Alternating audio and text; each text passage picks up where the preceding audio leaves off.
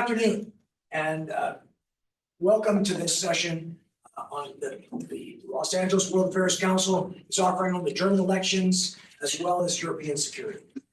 It's going to be a fantastic conversation with Ronen Steinke, who's an award-winning journalist, Süddeutsche Zeitung, and also with our moderator, Dr. Michael Postl, who is the Consul General of Austria. I'll mention a little more about his background in a moment.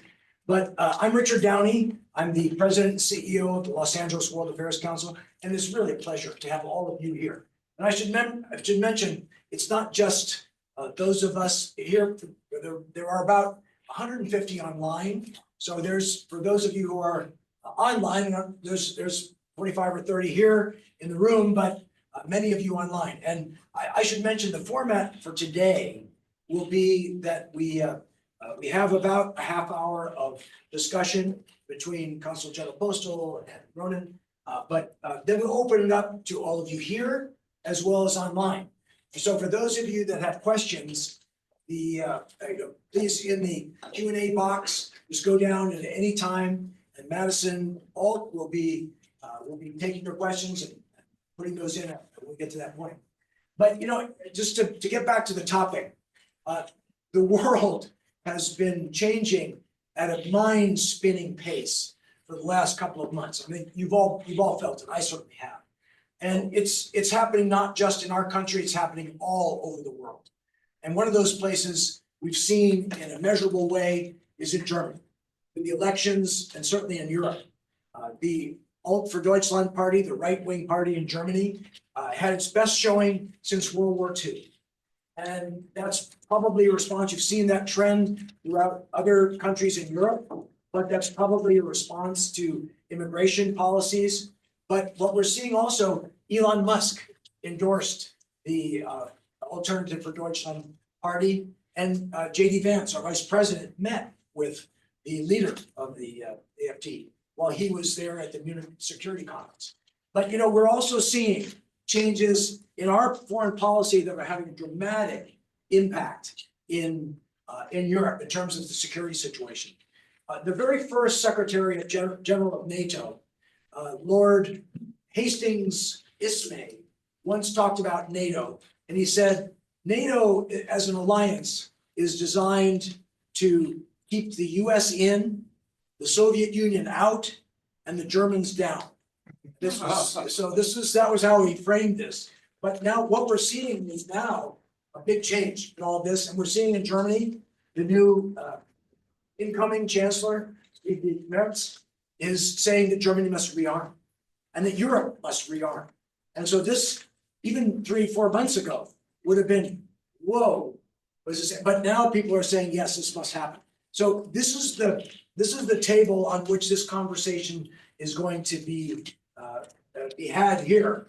And before I introduce our wonderful moderator, Michael Postl, let me just say I want to thank all of you for being here, as well as those of you who are online. As I mentioned, there's a large group online. We do have some events coming up that we would invite you to. We have on the 31st, which is Monday, it's a celebration of Women's History Month. We have Women in Diplomacy, which will be at USC. In fact, it's near Jeffrey Baum is near your office there at USC. So we have we'll have several diplomats there as well. On the 2nd of April, we have a webinar on enhancing civility in a polarized world. This polarized political situation we're in, so it should be interesting. On the 14th of April, we have Ambassador Nathanson, former U.S. Ambassador to Norway, who will be talking again about Europe security as well as the Arctic. And another event that we have several more, but let me highlight one for you, is with Admiral James Stavridis, who is the former NATO Supreme Allied Commander. He's now the current Chief Global Affairs Advisor on CNN. So that'll be an exciting one. That'll be at the Hollywood American Legion Post on the 7th of May. Just open that up for tomorrow. It should be an exciting event. But let me so I invite you all to attend those. We'd love to have you. But let me now introduce Michael, because we are so fortunate. In addition to having Ronen here, who is now here at 3 months at the Thomas Mann House here in Los Angeles. Michael is the Consul General of Austria, but what an impressive career you have had. We could not ask for a more ideal moderator. I mean, Michael has been ambassador in Malaysia and Brunei, in Armenia, Georgia, and Uzbekistan, Iran, as a very young diplomat. He's also served at the foreign ministry, but he's held many posts, of course, many places, but he's not just a diplomat, he's also a scholar, a very respected scholar. He is taught at the Austrian Academy of Diplomacy, and he's also teaches annually at the University of Innsbruck in international law as well as international affairs. So we are delighted to have you. Michael will introduce Ronen, but we look forward to a fascinating conversation. Will you please join me in welcoming Dr. Michael Postl and Dr. Ronen Steinke, please.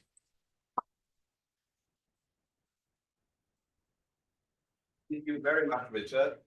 A warm welcome to all of you here present today and also online. I think we have a very, very interesting topic today: German selection, Shockwave, and America's retreat from Europe. Before we start, let me also, as a moderator, introduce our speaker, our distinguished speaker, Ronen Steinke. Ronen Steinke is an award-winning political journalist on the editorial board of Germany's leading newspaper, Süddeutsche Zeitung.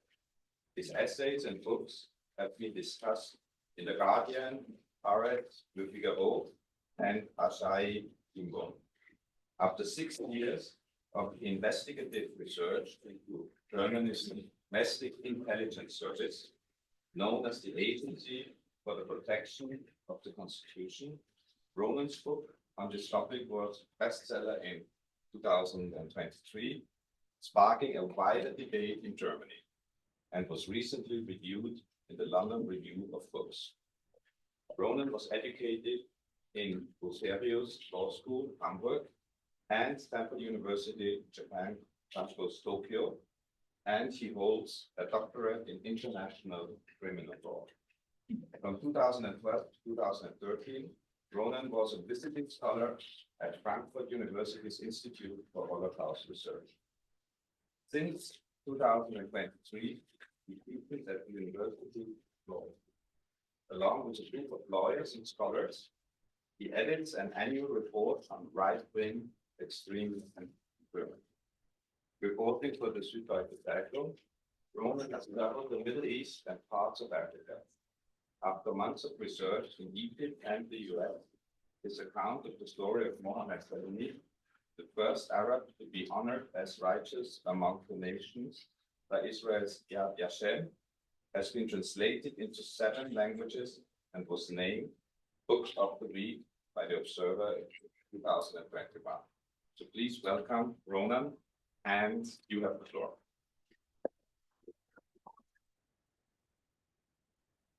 So much. Thank you for coming. Thank you to the people joining us online. I come to you from a pathetic freeloading country, as I've learned from a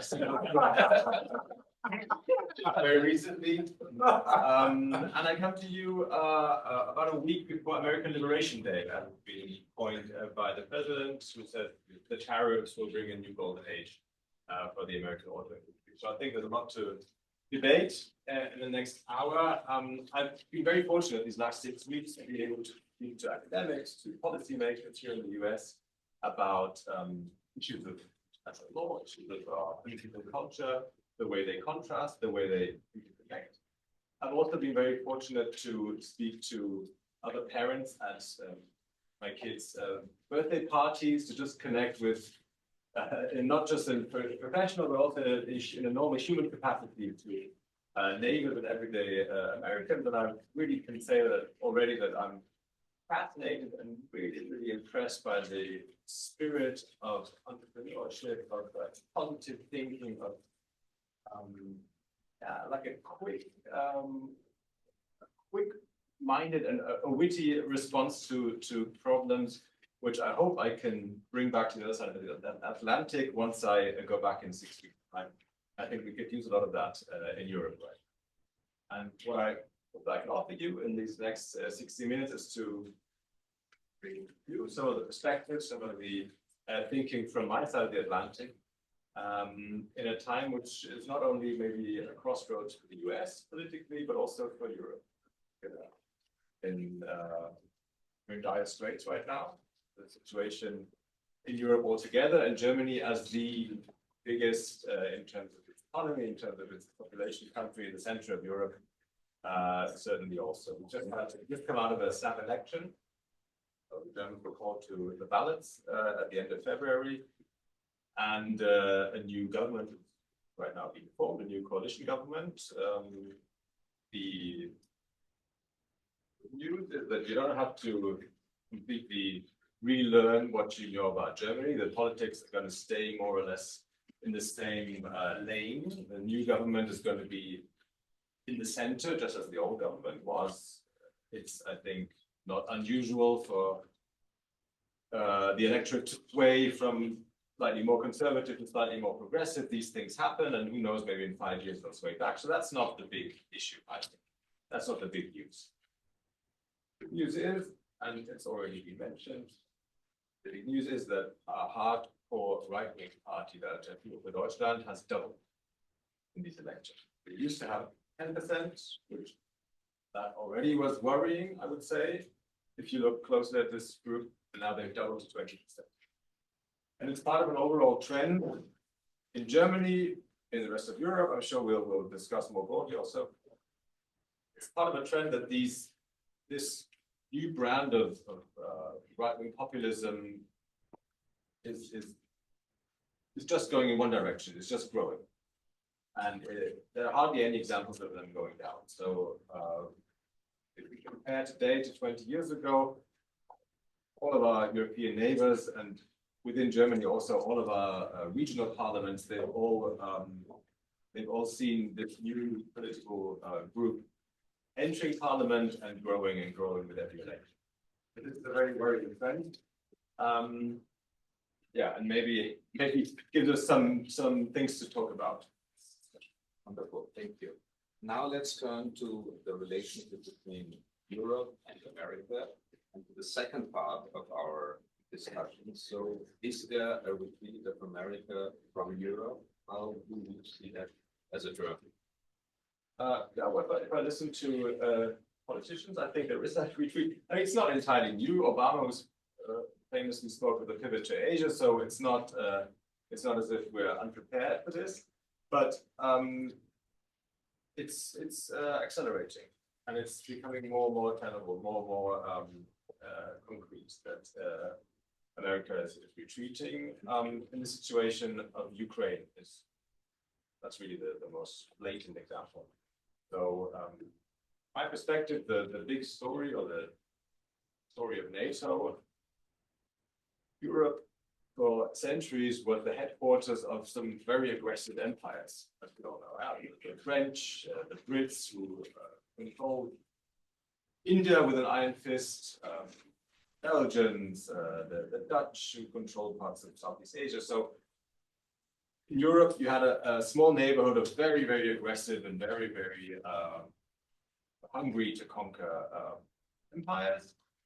And it's not a nice thing to have on your CV, but it's in a nutshell, that's European history for the last 500 years about.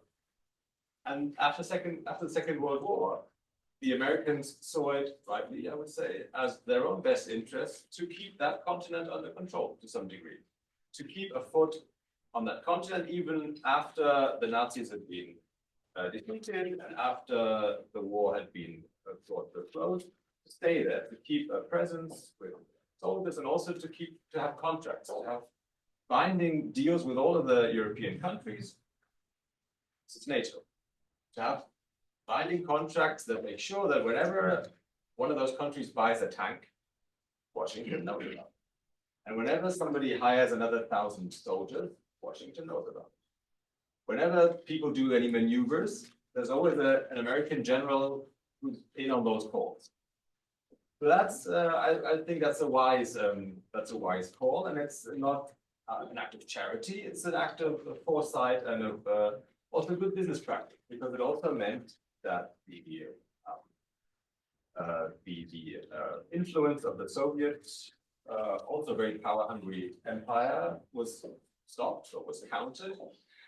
It also meant that the European nations, which after all is 500 million people, a huge bloc, highly educated people, that this bloc of people had an interest to do business with the US. You had contracts, you had good relationships, and whenever the question was, who do we do business with on the globe, the US was always the first partner to turn to. So also in that respect, NATO was always a good idea from an American perspective, and it was good business. And we shouldn't just reduce it, I think, to military. There's a lot more. The only case in the past where the promise of NATO, which is if one of us gets attacked, all of us will rush to their defense, was really activated, was after 9/11. 9/11 was the only case where one of the NATO members actually said, guys, I need help. I need you all to come in and help me. And aside from that, NATO has worked efficiently as a deterrent to our neighbors to the east. I'm already trying to speak very, very in a strong voice, but I hope that people online will be able to follow. Maybe it helps if I speak slower. Okay. So for 75 years of NATO, we've all been telling each other we're here to watch out for one another, and if one of us gets attacked, then we'll help each other. And now where are we at in 2025? Europe is under attack. This is, in a nutshell, the whole story of the Ukraine conflict. It's not a Ukrainian-Russian story that's way outside of the fringes of Europe, and it shouldn't concern us. Quite to the contrary, it should concern us very much because we have an aggressive Russian regime, aggressive inwardly, in their domestic politics. They've long kind of lost the way of democracy. They've become an autocracy, iron-fisted ruler. And also to the outside, they're openly aggressive to their neighbors. And what we've seen them doing in these last 20 years is biting away at pieces of their neighbors to the west. First came Georgia, and now Ukraine is the next country on their menu. And that's the big story of what Russia is doing. Trying, and then in 2014, they tried how far they could go with Ukraine, and they retreated a bit, and they restocked and rearmed, and then the next attack in 2022. And it's not difficult to figure out who's next on the menu.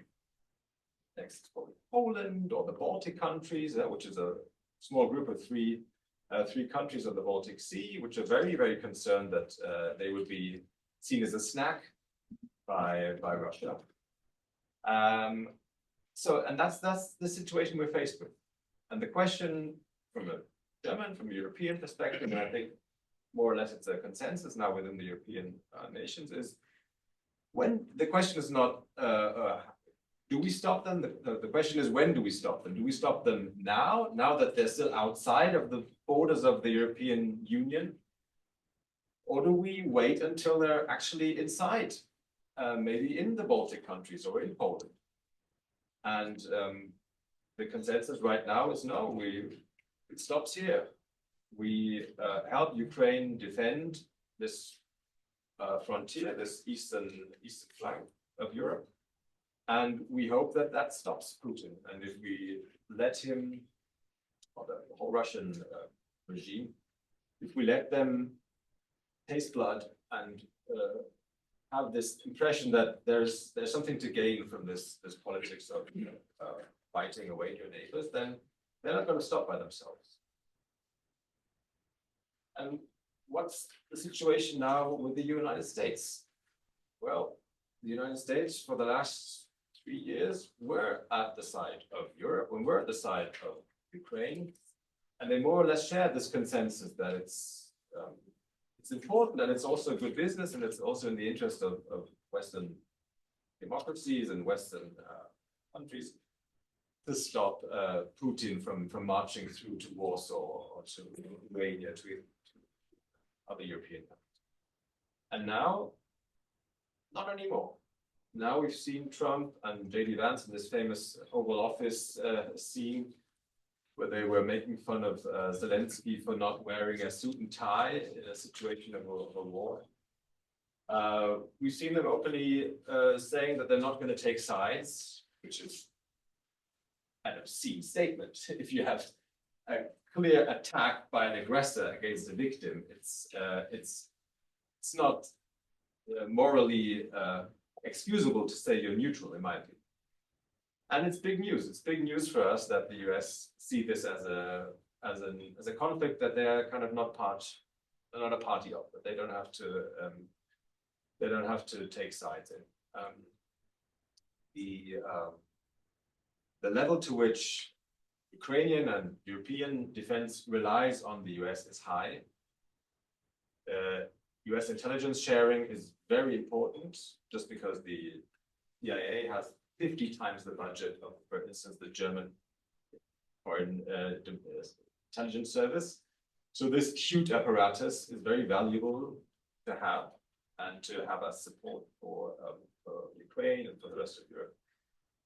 And once they say, and they have said that they're going to stop intelligence sharing, they're going to stop sending arms and giving lines of credit and that kind of support, that changes a lot of the calculation. And it means that the Europeans have to step up their game. They should have stepped up their game. I would immediately admit that years ago. This is something that we've been debating over internally between the different political parties, and it unfortunately took much too long for the majority of parties to understand that we really have to. The days are over when we could kind of get rid of our tanks and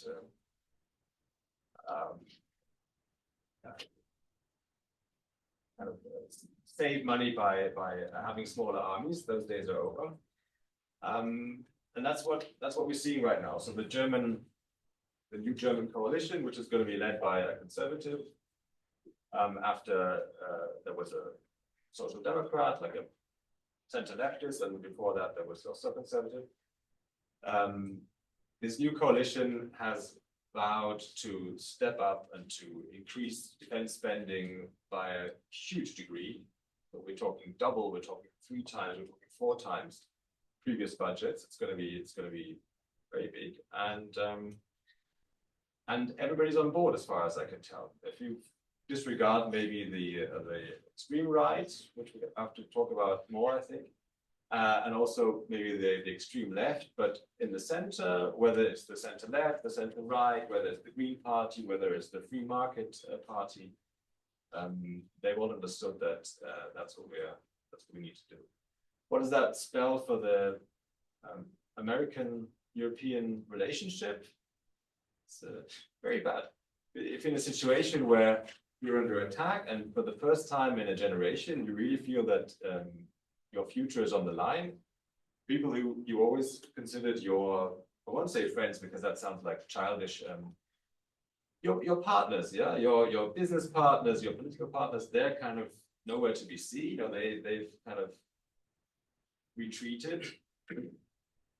I don't think that's good business practice from an American perspective. I don't think that's going to play out well in the long run. Can I ask and add to that? You mentioned it started with Obama. So we had Obama, obviously also referring to the pivot to Asia. Then we had Trump 1.0, then we had Biden, now Trump 2.0. So is this a pattern, or is it more related to a certain administration, the retreat of America, and to see it also in a little bit more broader perspective, because obviously what is important now is military and the defense of Europe, as you mentioned, but we also have the trade relationship. We also have international law.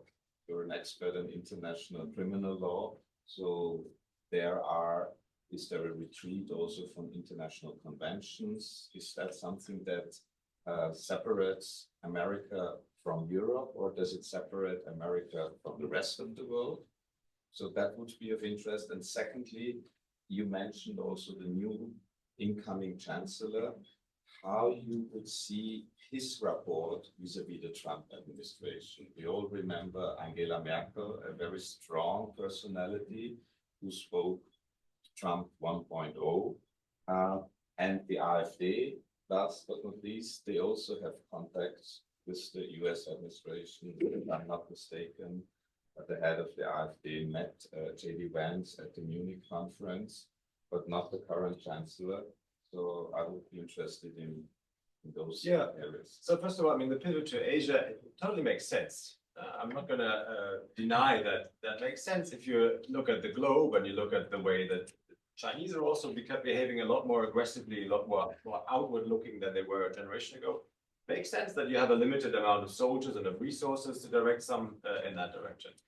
And I'm sure this auditorium is familiar with Beavis and Butthead, the cartoon series of the 1990s. There was a similar cartoon series in Germany when I grew up in the 1990s, and one of the recurring jokes, there was this drunk guy who would come into the picture and he would say, "The Russians are coming, they're coming." And this was a joke because it was so obvious. If you really were afraid of the Russians coming to Germany in the 1990s, you'd be living under a rock, or you were drunk or something.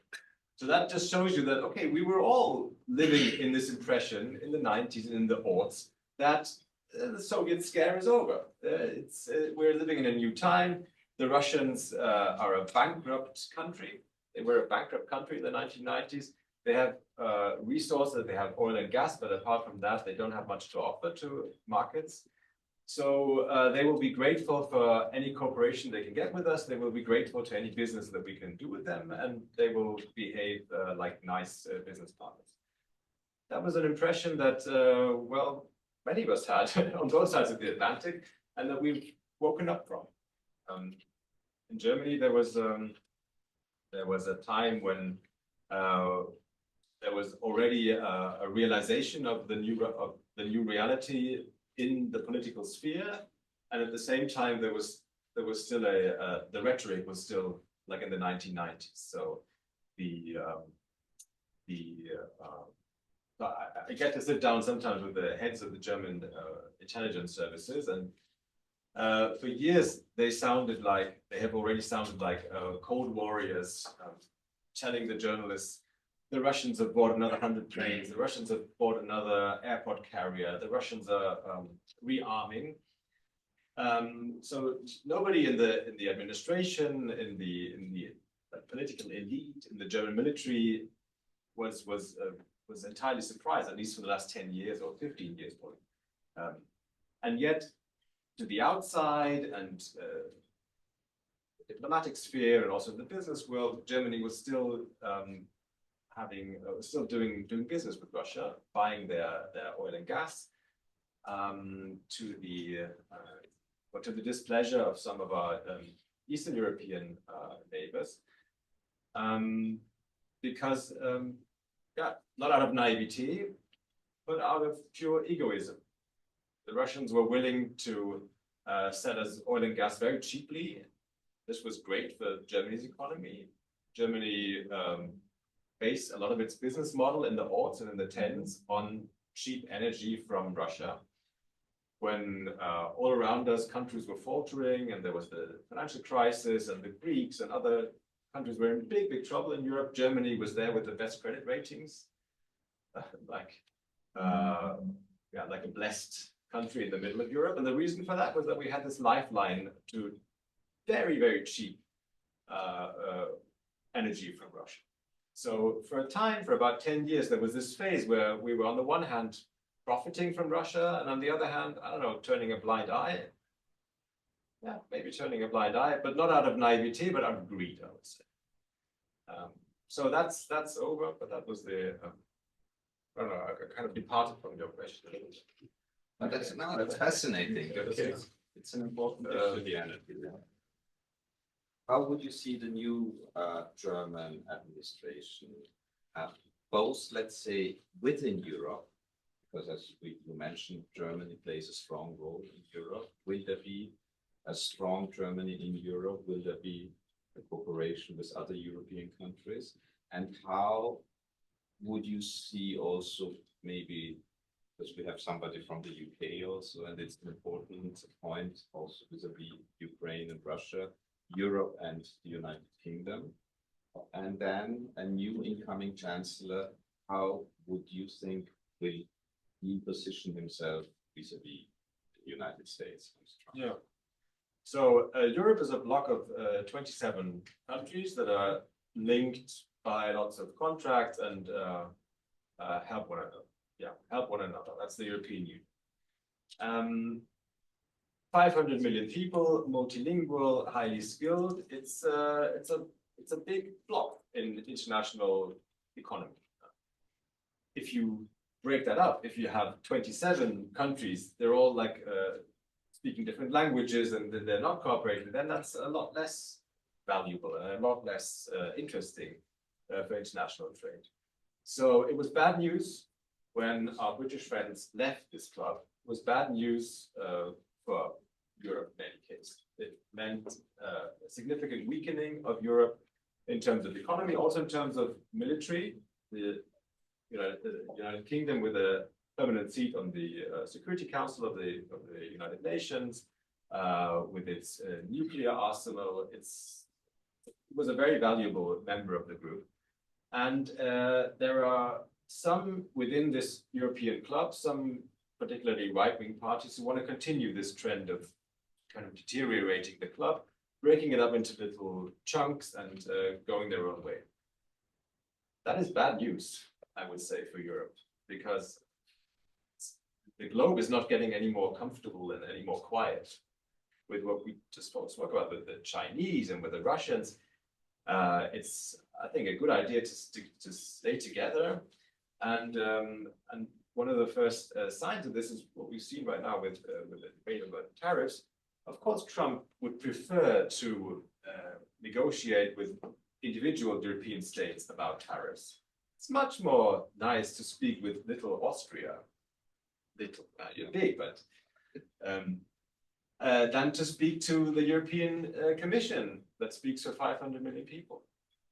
Much nicer just to speak to the United Kingdom, which is a big, great country, but it's not 500 million people. And so the bargaining power, of course, is different. So we are seeing, unfortunately, that this is a political, this deterioration or this erosion of what was once a cohesive bloc is something that is being pursued by outside forces, also by the US. That may be one of the reasons why the Trump administration and J.D. Vance were so interested in supporting the AfD, the hardcore right-wing party in this past German election, because that's one of their core political messages. Let's get out of these European corporations, these European contracts. Let's go it alone. Let's, retreat to this nationalist mindset. From an outsider's perspective, from an American or a Chinese perspective, that's nice. That's great. It would mean Europeans shooting themselves in the foot, weakening their bargaining position. This is why it's not only the US more recently, but also past years, much more blatantly, we've seen this by Russia and by China. Russia is giving financial and logistical support to exactly these separatist right-wing parties in different European countries, separatist in the sense that they want to go it alone and do a more nationalist course and go away from European cooperation. Also China. China has even encouraged a group of primarily Southern and Eastern European countries to have like a club of 19 European countries parallel to the structures of the European Union, and to sit around the table and discuss with their Chinese friends about cooperation. Which, okay, maybe it's nice for them, but it means a weakening of the bargaining position of the European Union, of the 27 members of the 500 million people, if you have some of those members doing their own trade deals with China. And so I would think it's very worrying if more countries would break away. It's very encouraging. On the other hand, that the new British leadership under Keir Starmer is moving, or it's starting to move more towards Europe to kind of mend the broken relationship a little bit and to return to some closer form of cooperation. I think that would serve the European interest. Thank you. Thank you, Ronen Steinke. That was a fascinating and very insightful presentation. But we also want you to join. So now I open the floor for Q&A. Please. I have two questions. One, if you could discuss nuclear policy. You know, Germany is not a nuclear country, but now maybe under the umbrella of France and England. That's been one discussion.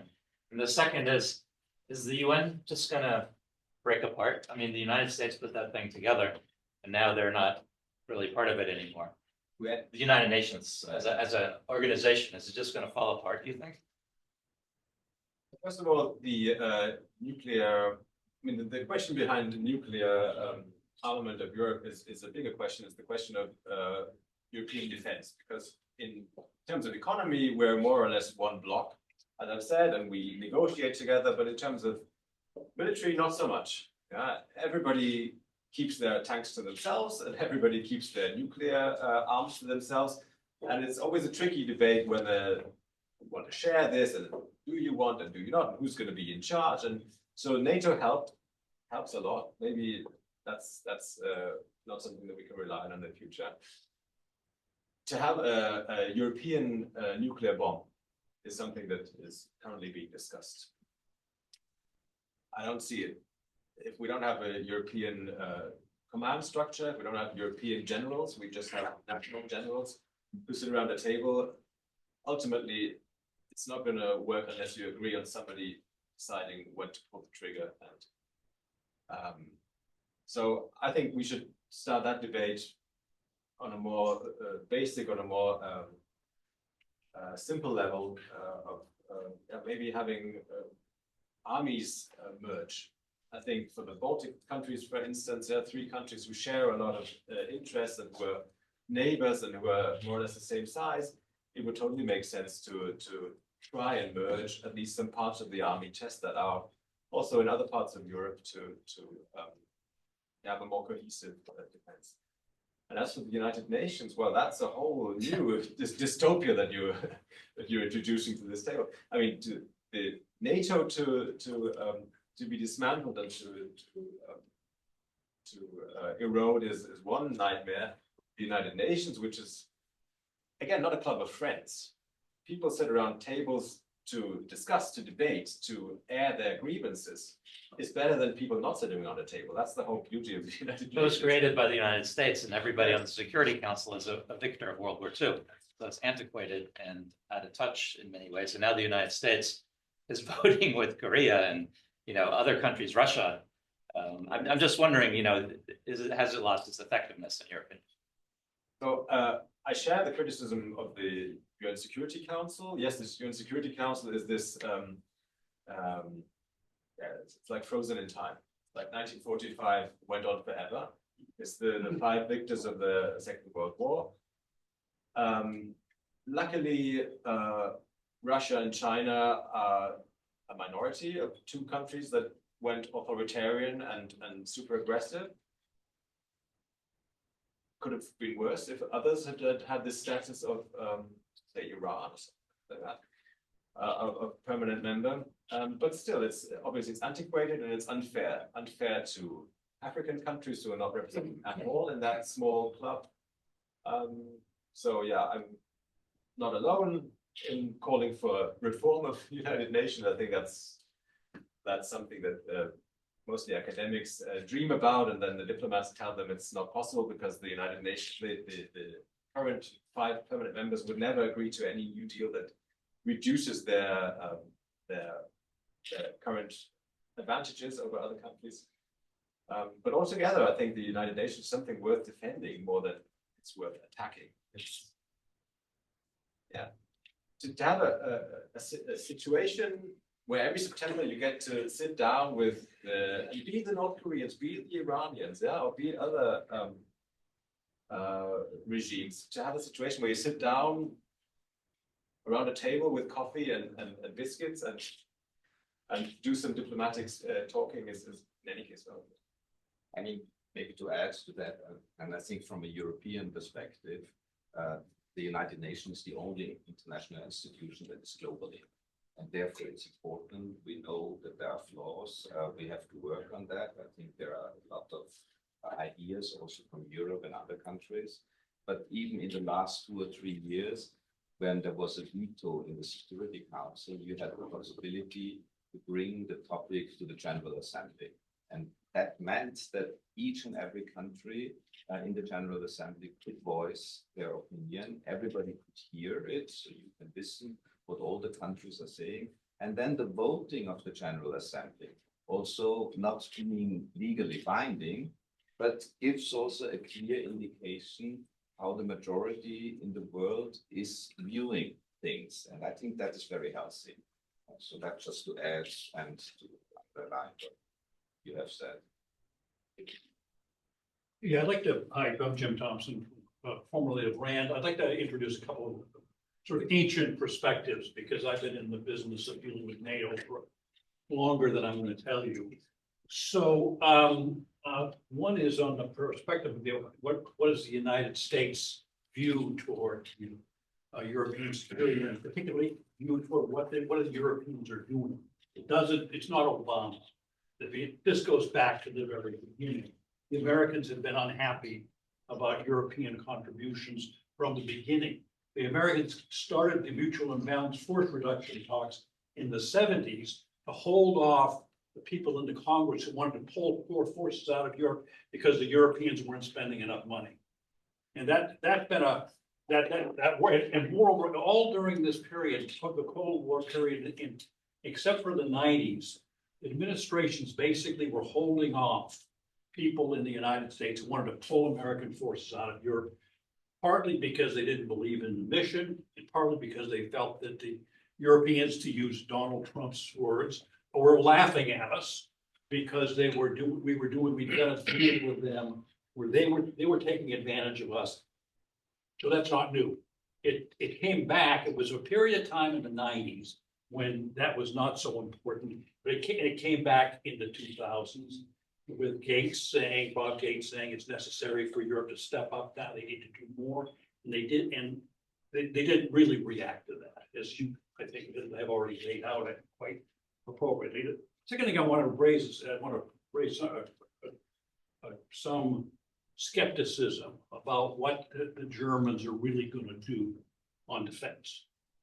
In the Cold War, Germany had 12 divisions, about the same size as an American division, arrayed along the Central Europe. 12 divisions, it's a lot of divisions. They had 450 to 500,000 people in the Bundeswehr. They spent 4% or more of the GDP on defense. And Americans were still complaining about that, but as not being enough. But still, that's a pretty impressive force. And then alongside of that was, of course, a tactical air force that was a similar sort of size. Then the end of the Cold War came, and Germany went down to 1.2 to 1.3%. Their army basically disappeared. The conscription went away. They had, which was maybe a good thing, but they didn't really create a professional army because they'd spend the money on it. And so, what happened? What happened? Well, I believe this is where I'm skeptical about what the Germans are going to do.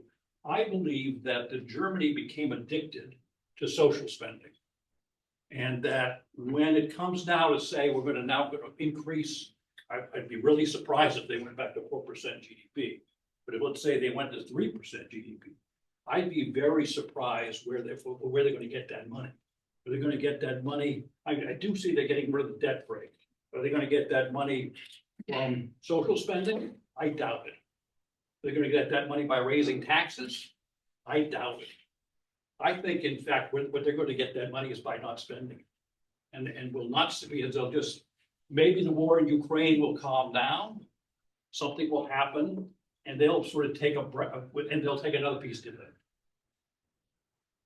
I mean, we'll see. It may be that you're right, maybe that you're partially right. It's possible that the big announcement, and at the end of the day, in 10 years' time, we'll look back and we'll say, okay, they only went halfway. But where are they going to take the money? Yeah, they're going to take debt. They've announced 500 billion debt that they're going to take on, which is a huge number. It's like the national spending of one whole year. They're going to take that amount of debt for the state. That doesn't mean Germany is going to be under a huge weight of debt. Germany has very, like, relatively to other countries, Germany has very little debt. So it's even if we have to pay interest every year, it's going to be a lot less than the US has to spend or that Japan has to spend. So I do think there's an answer to where the money is going to come from, but I do think that you have a point that to announce that they want to do that, have all the parties announcing it right now, doesn't mean that in 2 years' time or in 5 years or 10 years' time, it would be 100% of what they announce. Maybe to add on that, as the Austrian, it's a little bit difficult because Austria is a neutral country, but still in Austria, we understood that we have to spend far more money into our military. Second observation, in Europe, you also have the concept of the European Union, and the treaties of the European Union also foresee the possibility of getting a European army, but it's in very early days. And I think that is something that European leaders have to decide whether they want to do something jointly or whether each and every EU country, being also a NATO country, is investing in its own army. But there are some views, like, for instance, procurement, where there is already a cooperation amongst EU countries. And you mentioned that Brussels recently decided that spending towards your military can be counted or is not counting in your overall debt. So there is some movement going on, but adding to that, we also have to understand there is a European component when it comes to increasing your military spending. Now, Yes, so we have one from the virtual attendee. How much has the influx of refugees played into the growing right-wing populism across Germany? So many people will tell you that that's the main cause for the rise of the right in Germany and also in France and other countries. I would argue in a different direction, because if we look at the regions in Germany where the right wingers have their most support base, that's always the regions that have the least refugees and the least foreigners. There's the very clear connection that the more foreigners you know, the less racist you are, put it a little simplistically. And the less you know, the more you're frightened by foreigners. What the root cause, in my opinion, of the rise of the right wing is that we've seen societies, the former hierarchies within society changing. And that's a positive thing. We have groups of society, social groups, who now have a seat at the table, who for generations didn't have a chance to shape the conversation, to voice their interests, and who are now able to do that. And so that means for those who've always had a seat at the table, for white people, in whatever that means in the relevant country, for men, it means that their relative advantage is shrinking and that they have a lot to lose. That's correct. They have a lot to lose in a relative game. But society as a whole has a lot to gain from more people having a voice, and it's obvious that participation and representation for every person in society is a good in itself.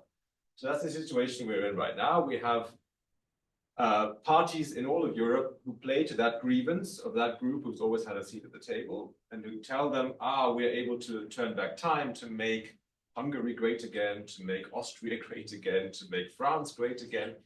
None of that makes any sense, because it's not in the hands of a state to turn back the time. these social dynamics are social dynamics. They're not politically engineered. So the fact that women have a seat at the table is not something you can turn back.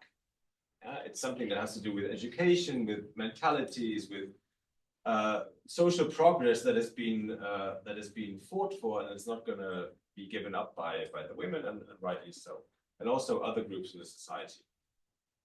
So it's an illusion that they're selling. Right-wing parties are selling the illusion that they can return to a simpler time like the 1950s, when only white men were calling the shots. That's never going to happen.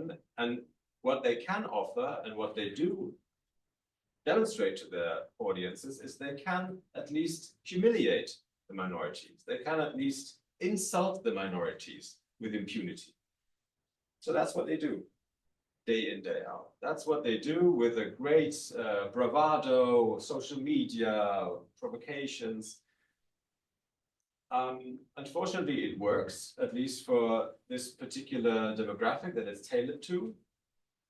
And I think the best way to counter that is, well, to get to know foreigners, to get to actually have the experience what it is like to be at a table where minorities, people of different backgrounds have a voice, and to see that that's not actually going to be something bad.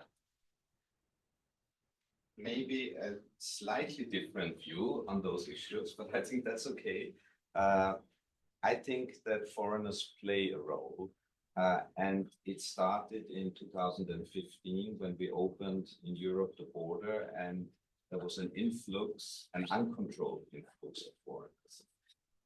Then what happened is the period of the pandemic, which in my view in Europe, every country dealt differently with that. So there was also not a European Union approach, which generated, again, insecurity. And then the war in Ukraine and the energy crisis, another insecurity. And both from the far left and the far right are actually using this insecurity. And the interesting thing, and here I agree, is that in those areas where you have actually less foreigners, this sentiment of insecurity actually is more taken up. And people are voting for the far right. However, in areas where foreigners are living and people know and engage with foreigners, they have a different view about the foreigners. But in my assessment, the far right is using this argument as an opposition in order to gain votes and in order to tell the population, with this influx of foreigners, your position, your job, your future is more insecure than if we have closed borders. Let me just add an example to maybe illustrate the situation in Germany right now. So 10, 15 years ago, it was very hard to find a job. There was unemployment, and for young people, there was a real anxiety. Can I get the career that I hope for? Now the situation is completely different. Every company has a sign up saying we're hiring. People are looking for skilled workers everywhere. Companies are putting up adverts in social media, on TikTok, trying to activate young people to apply to this company, not to the other company. So human capital is scarce, it's rare. And at the same time, we have an influx, as you say, of people from Syria, for instance, from Afghanistan. People who, what do they want? They want to build a better life for themselves. They want to work. Maybe some of them don't have great skills, but then there's simple labor that you can also do. That also, people are hiring people just to work in a factory. They want to work, they want to build a life, they want to go to university if they can, they want to go to school. And we have a politics which is at the moment so scared of the right wing that they keep them away from the labor market. They say, okay, these refugees, they shouldn't be allowed to work. We don't give them work permits. We're so scared that that will allow the right wing to kind of sell this fairy tale of exploit this sentiment that the foreigners are taking away our jobs, which is nonsense. That they really keep them away from the labor market, and business leaders in Germany, not only behind closed doors but also on open stage, are saying this is nonsense. This is totally irrational. We're harming ourselves, and that's unfortunately a big effect of the right. Just one more from virtual audience. Does the American pursuit of Greenland potentially change any legitimacy we might have in objecting to Russian acquisition of Poland or the Baltics, or even Chinese acquisition of Taiwan? Yes, absolutely. Yeah, I mean, it's totally unheard of that.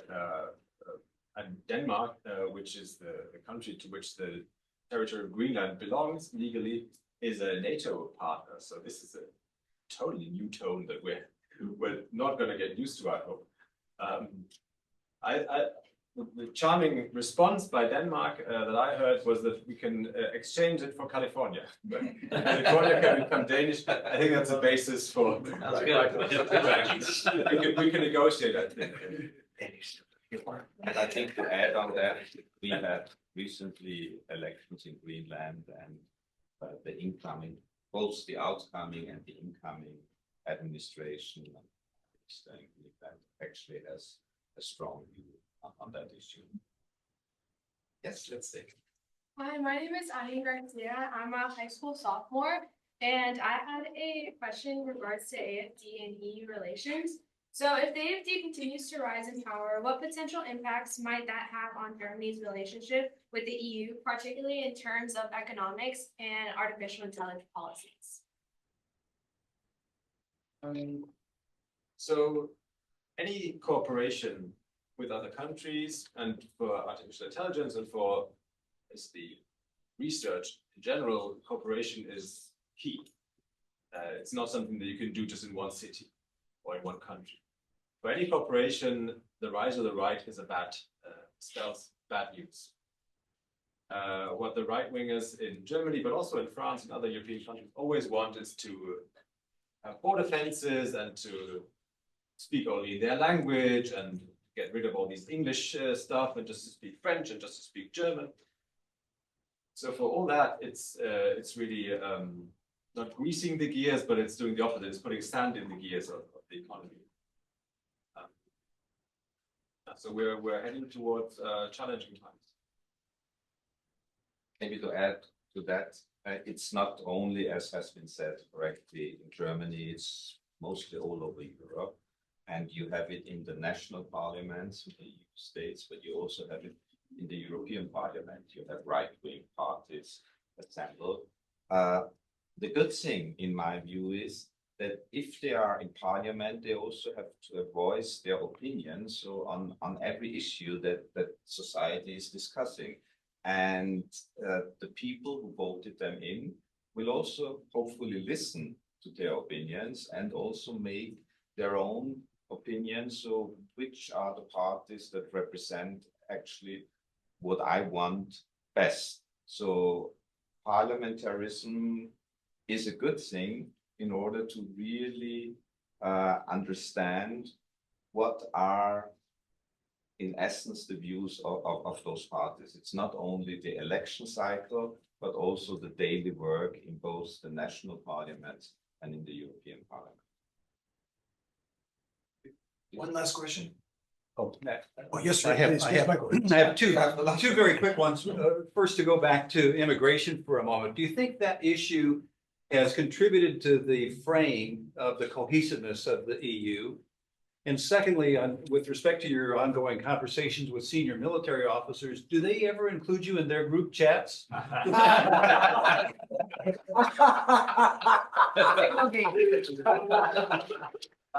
couldn't disclose. You have to read Süddeutsche Zeitung and I'll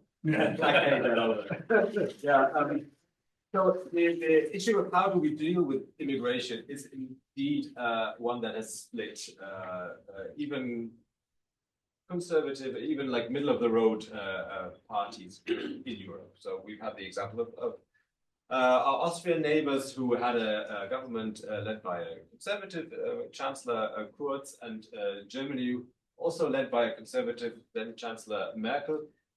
And still they fought, and they fought tooth and nail over this.